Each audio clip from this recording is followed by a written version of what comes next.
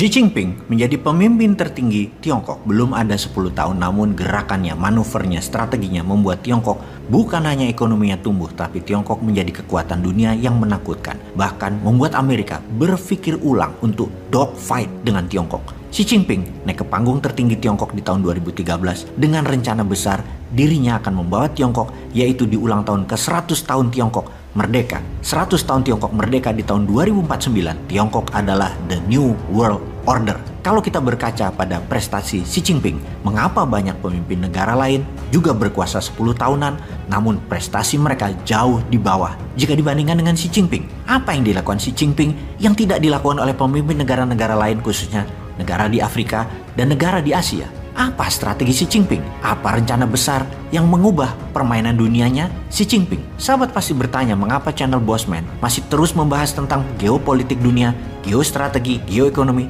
dan sekarang akan ditambah dengan geoteknologi, sebuah terminologi baru, geoteknologi. Menjawab mengapa channel ini membahas geopolitik dunia adalah untuk menjadi bahan bakar, menambah pengetahuan sahabat muda semua akan informasi terkini. Informasi ini untuk siapapun generasi muda yang akan mengendalikan negara ini, mau dibawa kemana oleh kalian, silahkan saja.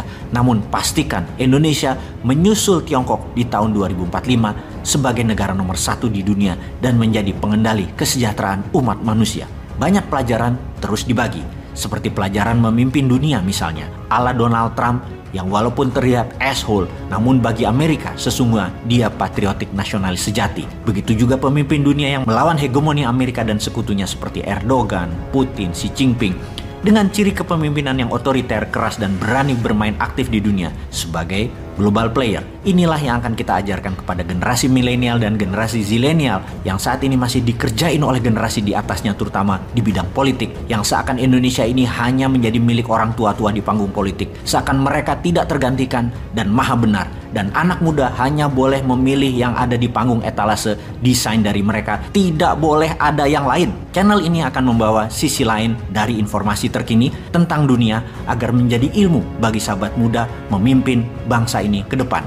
Kita mulai dengan sejarah Xi Jinping, diawali dengan memahami dua orang besar pemimpin Tiongkok sebelum Xi Jinping dan bagaimana Xi Jinping rise to power yang menjadikan dirinya pemimpin tertinggi Tiongkok seumur hidup. Pondasi negara Tiongkok dibangun dengan tangan besi oleh Mao Zedong yang dilanjutkan oleh the greatest reformer, Deng Xiaoping. Tanpa Deng Xiaoping, Tiongkok masih menjadi negara mediocre dengan GDP mungkin sekitar 4 ribuan dolar per kapita saat ini. Deng meletakkan dasar ekonomi Tiongkok di tahun 1978 dan puncaknya di 1989 dengan double standard currency yang sangat fenomenal. Karena pondasi Deng Xiaoping tersebut saat ini di Tiongkok ada 1.500 bilioner atau dalam rupiah kekayaan mereka di atas 15 triliun dan ada 960 ribu orang milioner atau dalam kekayaan rupiah nilai mereka di atas 15 miliar. Hebatnya lagi, 30% para bilioner dan milioner itu terjadi dalam kurun waktu 10 tahun terakhir di era Xi Jinping, yang artinya strategi ekonomi jangka panjang Tiongkok dari tahun 1978 hingga saat ini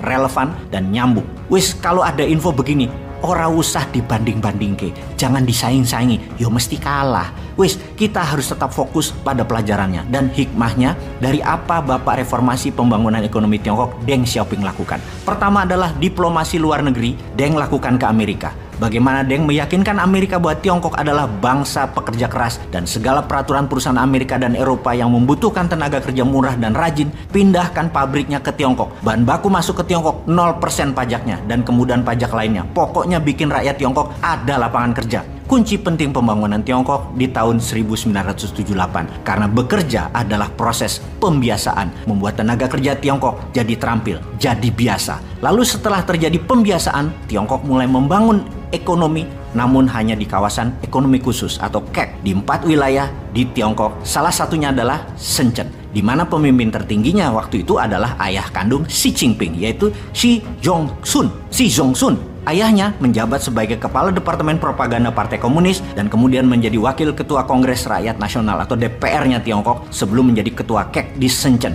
yang sangat sukses meningkatkan ekonomi di KEK naik 10 kali lipat dalam 10 tahun. Di kawasan ekonomi khusus inilah double standard currency Tiongkok dimainkan dan berhasil melipat gandakan produksi. Tenaga kerja Tiongkok yang sudah terampil dengan bekerja di perusahaan asing mulai diizinkan meniru. Tiongkok di kawasan ekonomi khusus banyak meniru produk asing Walau untuk dijual domestik, namun ada juga yang dijual ke luar negeri yang membuat Tiongkok di awal tahun 80-an hingga tahun 90-an disebut imitating country, negara peniru, negara pembajak. Di tahun 2000-an awal, Tiongkok mengubah dirinya dari imitating country menjadi innovating country. Masa setelah Deng Xiaoping sebelum Xi Jinping adalah masa pembangunan kekuatan domestik dan mulai menjadikan Tiongkok sebagai manufacturing country of the world, negara penghasil bahan produksi untuk dunia.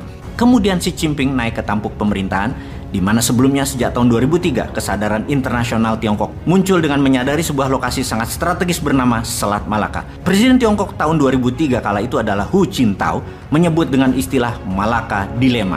Dilema Selat Malaka adalah istilah untuk mendeskripsikan ketergantungan Tiongkok atas Selat Malaka sebagai jalur masuk utama pasokan energi minyak dan barang produksinya.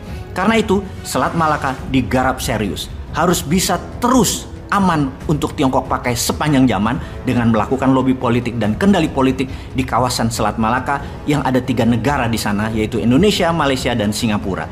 Di mana di Malaysia di zaman Najib Razak di awal jabatannya tahun 2009 hingga digulingkan tahun 2018. Razak adalah pemimpin Malaysia yang sangat pro Tiongkok dengan kekayaan yang luar biasa dimilikinya yang diperolehnya selama menjabat yang diduga didapat dari hubungannya dengan proyek-proyek Tiongkok. Karena itu, Selat Malaka dikuasai Tiongkok dengan aman. Namun, dari sisi Indonesia, untung Indonesia sampai saat ini tetap tidak terpengaruh dengan rencana Tiongkok dan Selat Malaka tetap seperti sedia kala.